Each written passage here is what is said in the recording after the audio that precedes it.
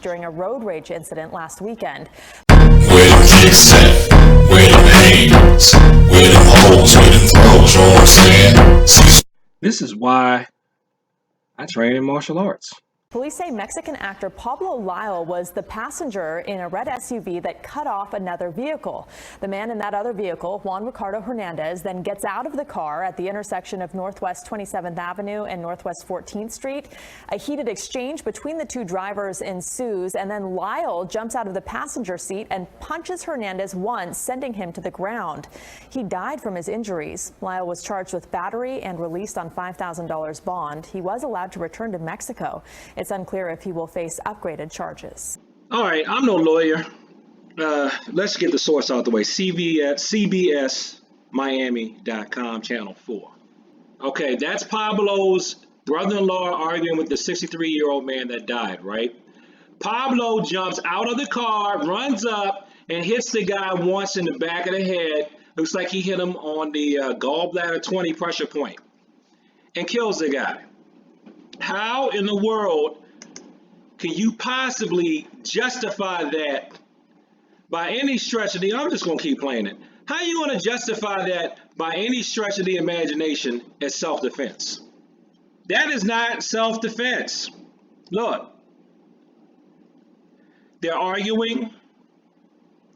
Pablo's not even arguing. He's not even in the argument. The guy is not attacking his brother-in-law. The guy walked away from his brother-in-law. The guy didn't even stab his brother-in-law or anything. He got out of the car and ran. Some articles I've read about this said that Pablo was saying that he believed he was protecting his family from a violent situation. You're not protecting somebody from a violent situation when the person you claim is the threat is walking away from you. You see that?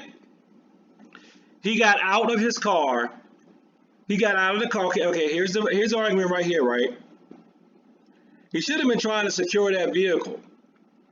No, he gets out of the vehicle, runs up, and hits a 63-year-old man and kills him. Now, you want to know why this is why I train in martial arts?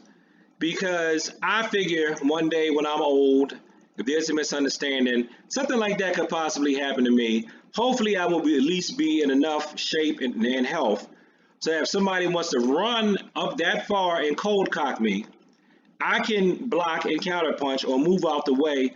Or with that, actually with judo, the first throw in Nagi no Kata would have taken care of that, because that's what they do in Nagi no Kata. The guy's running at you.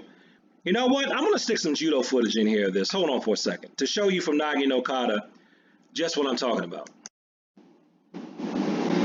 I know this channel with Cecil Taekwondo, but you do cross training in judo, and it's not like Taekwondo wouldn't have worked, because a classical reverse punch would have taken care of that too. There's so many things. There's so many things that could have been done. Preemptive strike, a good side kick, anything. But look at this hip throw though, and this is something that I think that you could do regardless of age. Look at this. Look at this. This is just like what happens in the video.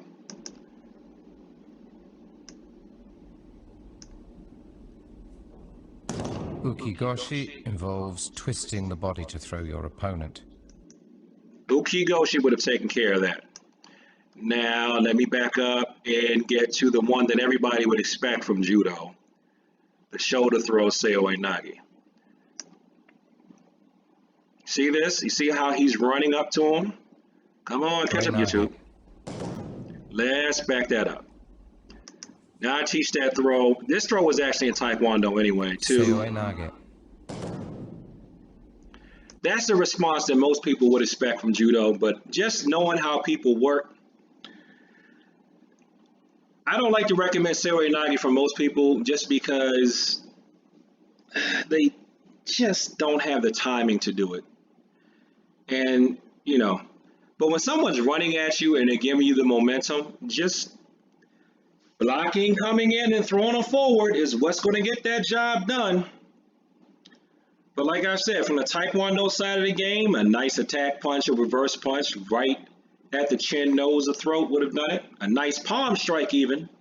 Just a nice strike when the guy's running right at you. Nice palm strike. Nice roundhouse kick. Nice front kick to the dantian. Those are obvious to me. But from the judo side of the game, because I do have training in that too, you got two moves in Nage no Kata. And again, I keep saying, I'm going to repeat myself over and over again. People swear that these type of attacks are unrealistic.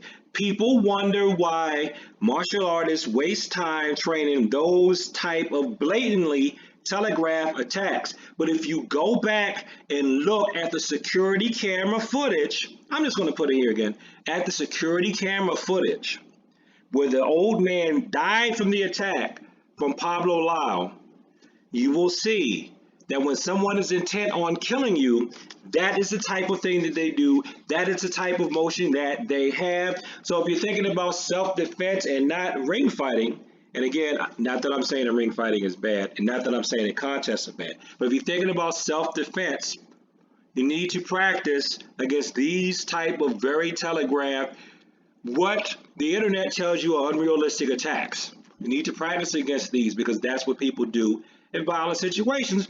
That's why they came up with these responses thousands of years ago, because I don't care if it was hundreds or thousands of years ago, human behavior has not changed that much.